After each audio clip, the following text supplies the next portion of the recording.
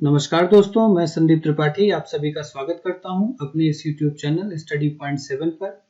और NCERT geography के content में छठी क्लास का जो सीरीज चल रहा है उसका ये तीसरा चैप्टर है।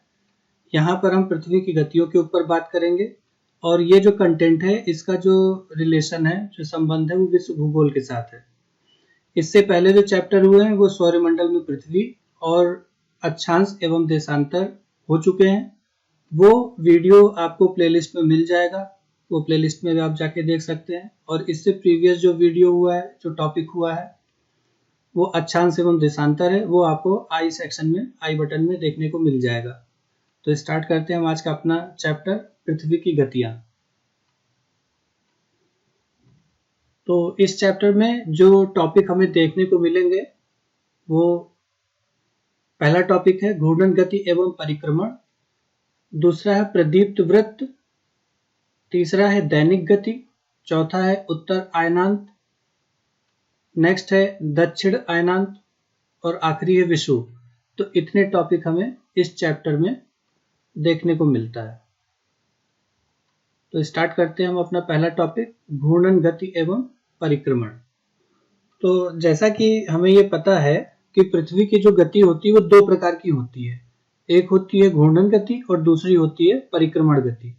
तो जैसे प्रीवियस वीडियो में मैंने बताया था कि अगर कोई ऑब्जेक्ट अपने एक्सिस के अराउंड रोटेट करता है तो उसी को हम क्या बोलते हैं, घूर्णन गति बोलते हैं। ठीक है। अब परिक्रमण क्या होता है? परिक्रमण का मतलब ये था कि जैसे अर्थ जो है, अर्थ सन के अराउंड है ना, दीर्घ वृत्ताकार अक्ष में परिक्रमा करता है, तो इसी को क्या बोलते हैं, परिक्रमण। तो घूर्णन का मतलब क्या हो गया, घूर्णन गति का मतलब क्या हो गया कि अपने अक्ष पर घूमना। तो जैसे यहाँ पर ये पृथ्वी है, तो पृथ्वी का अपना एक एक्सिस है और ये एक्सिस क्या है, ये इमेजिनरी होते हैं और अर्थ इसके अराउंड रोटेट करती है। तो एक रोटेशन इसका अपने में हो गया और एक दूसरा रोटेशन हो गया जो सूर्य के चारों ओर लगाती है। तो सूर्य के चारों ओर स्थिर कक्षा में पृथ्वी की जो गति होती है उसी को क्या बोल देते हैं, परिक्रमण गति बोल देते हैं। तो जैसे ये सूर्य के चारों ओर चक्कर लगा रहा है पृथ्वी, तो पृथ्वी क्या है कि वो अपने एक्सिस पे झुकी हुई है। ठीक है। तो इसके बारे में स्टडी करते हैं हम एक इमेज के थ्रू। तो जैसा कि आपको पता है कि पृथ्वी जो है अपने एक्सिस पे 23.5 डिग्री झुकी हुई है, लेकिन ये यहाँ पे क्लियर होना जरूरी है कि किस साइड से 23.5 डिग्री है। तो अगर हम ये जो वृत्त है सामने, इसको हम धरती मान लें, अर्थ मान लें और इसके सेंटर से एक लाइन खींच दें, तो यहाँ पे इसका सेंटर होगा और ये इसका जो है एक, हम इसको मान लेते हैं एक्स एक्सिस, और इसके डायरेक्ट परपेंडिकुलर यानी कि 90 डिग्री पे इसको हम मान लेते हैं वाई एक्सिस, वाई एक्सिस। तो और ये जो है पृथ्वी का एक्सिस है जिस पर वो झुकी हुई है। तो 23.5 डिग्री ये वाई एक्सिस की तरफ से है, ना कि एक्स एक्सिस की तरफ से। ठीक। जो 66.5 डिग्री है, यानी कि 90 डिग्री में से अगर 23.5 डिग्री हटा देंगे तो 66.5 डिग्री बचेगा। तो 66.5 डिग्री का जो एंगल है इसको क्या बोलते हैं, पृथ्वी का कक्षीय समतल बोला जाता है। ठीक है। तो यहाँ पे दो चीजें देखने को मिली कि पहला कि पृथ्वी के कक्षीय समतल पर लंब से कितना एंगल बन रहा है, 23.5 डिग्री बन रहा है, और पृथ्वी के कक्षीय समतल पे अगर देखेंगे तो 66.5 डिग्री का एंगल बन रहा है। और पृथ्वी का अपने इस एक्सिस पे झुके होने की वजह से सूर्य की जो प्रकाश है वो एक समय में आधे भाग पर ही पड़ती है, आधे भाग पे नहीं पड़ पाती है। तो सूर्य के सामने का जो भाग होगा, और जब सूर्य की रोशनी पड़ेगी तो वहां पे दिन होगा, और विपरीत दिशा में वहां पे रात होगी। तो पृथ्वी के अक्ष पर झुकाव और कक्षीय समतल हमने देख लिया है। अब समझते हैं प्रदीप्त वृत्त क्या होता है। तो प्रदीप्त वृत्त जो है, सूर्य के सामने जब पृथ्वी होती है, जब सूर्य की किरणें डायरेक्ट पृथ्वी पर गिरती हैं तो एक जगह पर जाकर के इसका विभाजन होता है जहां पर उसके बाद सूर्य की किरणें नहीं पहुंच पाती है। तो इस प्रकार क्या है कि ग्लोब पर वृत्त, ऐसा वृत्त कि जो दिन तथा रात को विभाजित करता हो, जो दिन तथा रात को विभाजित करता हो, उसी को हम क्या बोलते हैं? प्रदीप्त वृत्त कहते हैं। ठीक, तो वृत्त जो दिन और रात का विभाजन करे उसको क्या बोलते हैं? प्रदीप्त वृत्त कहा जाता है। तो पृथ्वी क्या है कि अपने एक्सिस पर घूमती है और परिक्रमण करती है सूर्य के चारों तरफ। तो पृथ्वी के अपने एक्सिस पर एक चक्कर पूरा करने में 24 घंटे का समय लगता है। तो घूर्णन के इस समय काल को क्या बोला जाता है? दिन कहा जाता है, और यह पृथ्वी की दैनिक गति है। तो क्वेश्चन ये है कि अगर मान लीजिए पृथ्वी घूर्णन नहीं करती है तो क्या होगा? तो उस कंडीशन में क्या होगा कि जैसे सूर्य है और सूर्य के सामने पृथ्वी, तो आधे भाग पे अगर ये घूर्णन नहीं करेगा तो आधे भाग पे हमेशा के लिए क्या होगा? दिन बना रहेगा, हमेशा के लिए दिन बना रहेगा, और आधे भाग पर हमेशा के लिए रात बना रहेगा। तो जब दिन हमेशा बना रहेगा तो यहाँ पे क्या हो जाएगी? ज्यादा गर्मी हो जाएगी, और जहां पे रात रहेगा वहां पे क्या हो जाएगा? ज्यादा, तो ठंड होने लगेगी। तो ज्यादा ठंड और ज्यादा गर्मी दोनों कंडीशन में क्या है कि जीवन संभव नहीं है। दोनों कंडीशन में जीवन संभव नहीं है। जो दूसरी गति है परिक्रमण गति, जो पृथ्वी जो है सूर्य के चारों ओर एक कक्षा में घूमती है, दीर्घवृत्ताकार कक्षा में घूमती है। तो पृथ्वी जो है एक वर्ष या फिर 365 दिन का समय लगाती है सूर्य का एक चक्कर कंप्लीट करने में। हम लोग क्या है ना कि 365 दिन अपनी सहूलियत के लिए कर लेते हैं, और रियलिटी में अगर देखें तो पृथ्वी सूर्य का एक चक्कर लगाने में 365 दिन और 6 घंटा का समय लगाती है। 365 दिन और 6 घंटे का समय लगाती है, और हम लोग एक वर्ष में 365 दिन मानते हैं। अपनी सहूलियत के लिए क्या है कि हम 6 घंटे को ऐड नहीं करते हैं। लेकिन होता क्या है कि प्रत्येक 4 साल में ये बचे हुए जो 6 घंटे होते हैं, तो 4 साल में ये कितने हो जाते हैं? 24 घंटे हो जाते हैं। 24 घंटे का मतलब हो गया एक दिन। तो एक दिन क्या होता है कि 4 साल बाद वो बढ़ जाता है। तो प्रत्येक चौथे वर्ष फरवरी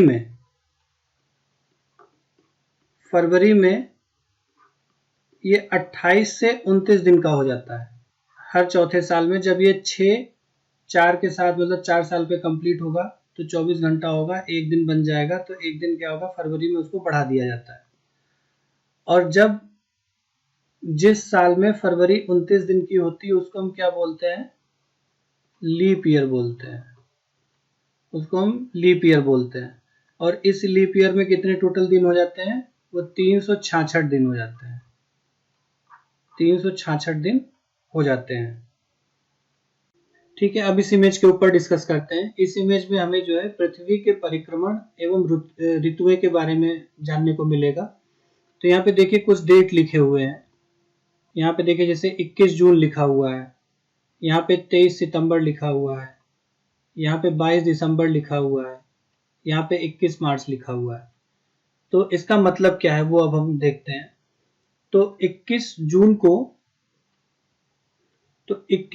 को पृथ्वी का उत्तरी गोलार्ध का मतलब कौन सा हो गया? ये ऊपर वाला पोर्शन, इसको बोलेंगे उत्तरी गोलार्ध, और नीचे वाले पोर्शन को क्या बोलेंगे? दक्षिणी गोलार्ध। ठीक है, लिखा हुआ दक्षिणी गोलार्ध। तो उत्तरी गोलार्ध क्या है कि सूर्य की तरफ झुका होता है, इधर की ओर झुका हुआ है। तो इसकी वजह से क्या होता है कि जो सूर्य की किरणें हैं वो कर्क रेखा पर सीधी पड़ती है। तो कर्क रेखा कहाँ है? ये उत्तरी गोलार्ध में, और दक्षिणी गोलार्ध में कौन सा है? वो मकर रेखा है। ठीक है, तो इस पे क्या होती है? वो डायरेक्ट पड़ती हैं। तो जिसके परिणाम स्वरूप क्या होता है कि इस क्षेत्र में क्या होता है कि गर्मी ज्यादा बढ़ जाती है। इस क्षेत्र में गर्मी जो है ज्यादा बढ़ जाती है। अब ध्रुवों के पास का जो एरिया होता है, यहाँ पे ये ध्रुवों के पास का जो एरिया होता है, यहाँ पर सूर्य की किरणें लंबवत ना पड़ के कैसी पड़ती हैं, वो तिरछी पड़ती हैं। तो तिरछी पड़ने की वजह से क्या होता है कि वहां पर तापमान ज्यादा नहीं हो पाता है। तो इसमें जो उत्तरी ध्रुव है, उत्तरी ध्रुव क्या है कि सूर्य की तरफ झुका होता है, और उत्तरी ध्रुव रेखा के बाद वाले जो भाग होते हैं वहां पर लगभग 6 महीने तक ना 6 महीने तक लगातार दिन रहता है। 6 महीने तक लगातार दिन रहता है। अब इस उत्तरी गोलार्ध का देखें तो बहुत बड़े रीजन पर, बहुत बड़े भाग पर सूर्य की रोशनी पड़ती है। इसलिए क्या होता है कि जो विषुवत वृत्त है ना, जो इसके सेंटर से गया हुआ है विषुवत वृत्त है, विषुवत वृत्त के उत्तरी भाग में गर्मी का मौसम होता है, और 21 जून को इन क्षेत्रों में सबसे लंबा दिन कहा जाता है। तो 21 जून को सबसे लंबा दिन। अब लंबा दिन है तो रात क्या होगी, छोटी होगी। तो छोटी रात और लंबा दिन 21 जून को देखा जाता है। और पृथ्वी की इस अवस्था को उत्तर अयनांत बोला जाता है। तो अब देखते हैं इसके सामने वाला, जिसको बोलते हैं दक्षिण अयनांत बोलते हैं, ये 22 दिसंबर को देखने को मिलता है। तो 22 दिसंबर में देखेंगे तो क्या है कि ये जो 21 जून को जो सिचुएशन थी उसका जस्ट अपोजिट यहाँ पर होगा, 22 दिसंबर को होगा। यहाँ पर क्या था कि जो उत्तरी ध्रुव था वो उत्तरी ध्रुव सूर्य की ओर झुका हुआ था, और यहाँ पर दक्षिणी ध्रुव क्या है, ये सूर्य की ओर झुका हुआ है। ये सूर्य की ओर झुका हुआ, उत्तरी ध्रुव क्या पीछे की ओर हो गया है। तो ऐसी सिचुएशन में क्या है कि सूर्य की किरणें जो पड़ती हैं वो डायरेक्ट किस पर पड़ती हैं, मकर पर पड़ती हैं, है ना, मकर रेखा पर, मकर रेखा पर। यहाँ पर कर्क रेखा पे था। तो मकर रेखा पर लंबवत सूर्य की किरणें पड़ने की वजह से इसका जो दक्षिणी गोलार्ध भाग है, ये दक्षिणी गोलार्ध जो भाग है, ये इस पे बहुत बड़े भाग पे जो प्रकाश प्राप्त होता है। तो इसीलिए क्या है कि दक्षिणी गोलार्ध में लंबे दिन तथा छोटी रात वाली ग्रीष्म ऋतु होती है, और इसी का जस्ट अपोजिट उत्तरी गोलार्ध में देखने को मिलता है। तो पृथ्वी की इस अवस्था को क्या बोला जाता है, दक्षिण अयनांत बोला जाता है। क्या बोला जाता है, दक्षिण अयनांत बोला जाता है। ठीक। अब आपको पता होगा कि दक्षिणी गोलार्ध में जब सूर्य की किरणें यानी कि मकर पर जो लंबवत गिरती हैं, तो इसी एरिया में आता है कौन, ऑस्ट्रेलिया आता है। तो ऑस्ट्रेलिया में ग्रीष्म ऋतु में क्रिसमस का पर्व मनाया जाता है। तो ऑस्ट्रेलिया में ग्रीष्म ऋतु में क्रिसमस का पर्व मनाया जाता है। ठीक। तो दो चीजें समझ में आ गई, उत्तर अयनांत और दक्षिण अयनांत। उत्तर अयनांत कब, 21 जून, और दक्षिण अयनांत कब, 22 दिसंबर। दोनों एक दूसरे का अपोजिट। सूर्य की किरणें जिसके ऊपर पड़ेंगी वहां पे गर्मी पड़ेगी, उसके अपोजिट वाले पे ठंड पड़ेगी। यहाँ पर भी वही है, जब दक्षिणी गोलार्ध सूर्य की ओर झुका होगा तो सामने पड़ने की वजह से यहाँ पे गर्मी पड़ेगी, और इसके अपोजिट यानी कि उत्तरी गोलार्ध में ठंड पड़ेगा, है ना, शीत ऋतु होगी। अब देखते हैं बाकी की दो स्थिति 21 मार्च और 23 सितंबर की। तो 21 मार्च और 23 सितंबर के टाइम में जो सूर्य की किरणें हैं वो डायरेक्ट किस पे पड़ती हैं, विषुवत वृत्त पे पड़ती हैं। डायरेक्ट इसके ऊपर पड़ती है, विषुवत वृत्त के ऊपर पड़ती है। और ऐसी जब कंडीशन होती है तो कोई भी पोल, है ना, कोई भी ध्रुव जो है सूर्य की ओर झुका नहीं होता है ना। इन दोनों स्थिति में 21 मार्च और 23 सितंबर की स्थिति में पृथ्वी के कोई भी पोल जो है सूर्य की ओर झुके नहीं होते हैं। तो इसीलिए पूरी पृथ्वी पर दिन और रात बराबर होता है। तो इन दोनों की स्थिति में क्या है कि दिन और रात, दिन बराबर रात। और इसी को क्या बोला जाता है, इसी को बोलते हैं विषुव। इसी को क्या बोलते हैं, विषुव। ठीक। तो 23 सितंबर को उत्तरी गोलार्ध में, यानी कि उत्तरी गोलार्ध में शरद ऋतु होती है, जबकि दक्षिणी गोलार्ध में क्या होता है, वहां पे वसंत ऋतु होती है। तो यहाँ पर क्या होगा, दक्षिणी गोलार्ध में वसंत ऋतु होगा और उत्तरी गोलार्ध में शरद ऋतु होगा। ठीक है, शरद ऋतु होगा।